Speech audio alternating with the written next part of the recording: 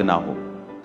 मेरे प्रिय भाई बहनों सभी को एक बार जय मसीह की। चलिए आज हम अंकुर नवला जी का सबसे बड़े चमत्कार वीडियो और बाइबल वचन को जैसे समझाए हैं। और बाइबल वचन कहता है कि सत्य पर चलोगे स्वतंत्र करेगा और अपने जीवन में अच्छे स्वर्ग के लिए प्रभु यीशु मसीह हैं और उनको बारे में किसी भी गलत आरोप के जगह पर नहीं कर सकते। पहले चलिए कुछ हम अंकुर नवला जी का वीडियो दिखाते हैं, उसके बाद कुछ और हम आगे का क्लिप दिखाएंगे कि आप लोग को समझ में आएगा। देखिए जैसे प्रोफेट विजेंद्र सिंह हैं, आज अभी वो जेल में हैं मगर उनके चमत्कारी गूंज रहा है और उनको चर्च में जो भविष्यवाणी हो रहा है वो पहले भी हो रहा था और आज भी हो रहा है। तो आप लोग वीडियो के माध्यम से देख सकते हैं।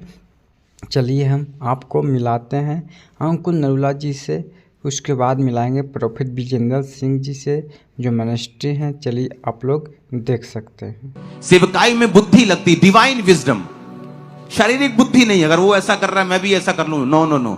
ईश्वरीय बुद्धि कि परमेश्वर कैसे कार्य कर रहा है, लोगों के हृदयों में क्या है। आप जिस भी फील्ड में हैं प्रभु से डिवाइन विजडम को मांगो, ईश्वरीय बुद्धि को मांगो और देखो परमेश्वर फिर क्या करता है। क्यों सुलेमान ने बुद्धि मांगी? उसे मालूम था मैं राजा की कुर्सी पे बैठ गया हूं, लेकिन यह बुद्धि के बिना चलाना इसको पॉसिबल नहीं है। इसलिए उसने परमेश्वर के सामने बलियों को चढ़ाया और परमेश्वर उसके सपने में आगे जब खुश हुए तो कहा तुझे क्या चाहिए? उसने कहा मुझे विजडम चाहिए परमेश्वर, मैं तेरे लोगों का न्याय कर सकूं। और जब बुद्धि आती है तो बाकी चीजों की समझ भी परमेश्वर ने खोल दी। वचन में लिखा है कि बहुत महंगे महंगे घोड़े सुलेमान जो था वो अरब से लाता था और लोगों को बेचता था। हर चीज की उसको नॉलेज थी, घोड़ों से लेके मछलियों से लेके सोने और चांदी और सब मेटल्स को लेके सब चीजों के बारे में उसे मालूम था। इसीलिए तो वो सबसे अमीर था। लोग बोलते जी फलाना राजा सबसे अमीर था, जी ये फलाना राजा सबसे अमीर था। नो नो नो, सुलेमान के जैसा अमीर कोई नहीं था। अगर आप उसके सोने की ही गिनती कर लें, चांदी की ही गिनती कर लें, वचन में लिखा है कि चांदी तो ऐसी हो गई थी जैसे लोहा होता है, वो अनगिनत थी। इतना सोना था उसके राज्य में। क्यों? जब बुद्धि आती है आपको सब चीजों की समझ आती है।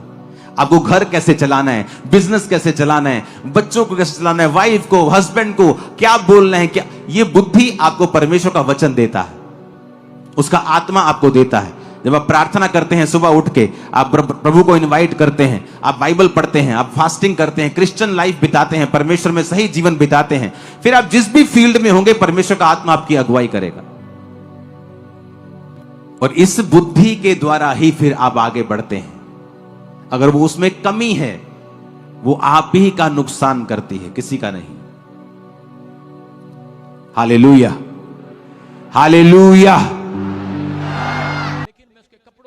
हाथों को देख रहा था और वो मेरे सिर पर हाथ रख रहा था, बोल रहा था कि तू दुनिया की नजर में डाउन होगा, दुनिया की नजर में बेकार होगा, लेकिन तू मेरी नजर में आज के बाद स्टार होगा, स्टार। यीशु मसीह के सामर्थी नाम में आमीन। ये परमेश्वर था। मैंने उस रात एक फैसला लिया था। मैंने कहा परमेश्वर कि मैं सारी कंप्लेंट भूल गया। मैं आपको बता रहा हूं मुझे बड़ा दुख था, लेकिन उसके बाद मुझे एक बड़ा आनंद आया और मेरे चेहरे पर एक स्माइल आ गई और मुझे कहा कि तू यहाँ से बरी होगा, तू यहाँ से बाहर जाएगा।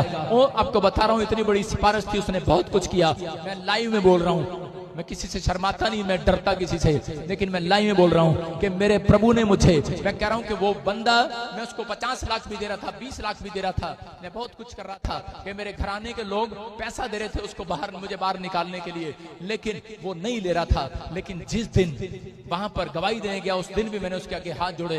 मैंने कहा भाई दया करना, लेकिन बोलता करा नहीं तुझे तो ऐसे कराना है। और लेकिन जब मैं कटघरे में खड़ा था मुझे क्रूस का निशान दिखाई दिया और वो बंदा बोल नहीं पाया। उससे 3 बार जज ने पूछा, वो बोल नहीं पाया। मैं आपको बता रहा हूं कि वो बोल ही नहीं पाया, वो बोल ही नहीं पाया। उसका ट्रीटमेंट हुआ, उसका सब कुछ हुआ, लेकिन बाद में वो 1 महीने के बाद जब तारीख लगी वो बोलता है कि मैं अंधा हो गया, मुझे कुछ दिखाई नहीं दे रहा, इनमें से कौन है वो। मैं आपको बता रहा हूं कि क्रूस पर 3 लोग थे, लेकिन हम भी जेल में 3 लोग थे। मेरे प्रभु ने मुझे छुटकारा दिया। उन 2 लोगों ने विश्वास नहीं किया, लेकिन मैंने केवल, मेरे 2 दोस्तों ने विश्वास नहीं किया। जैसे चोर और डाकू यीशु मसीह के साथ थे, ऐसे ही मेरे साथ हम 3 जन थे, लेकिन मैंने सिर्फ केवल, जो मैं बीच में खड़ा था, मैंने विश्वास किया कि यीशु मसीह अगर तूने मुझे आज आजाद कर दिया, मैं जिंदगी में पाप नहीं करूंगा। मैं आज से तौबा करता हूं परमेश्वर, मैं तेरे पीछे चलूंगा। मैं आज से किसी को गाली नहीं दूंगा, मैं किसी के साथ लड़ाई झगड़ा नहीं करूंगा।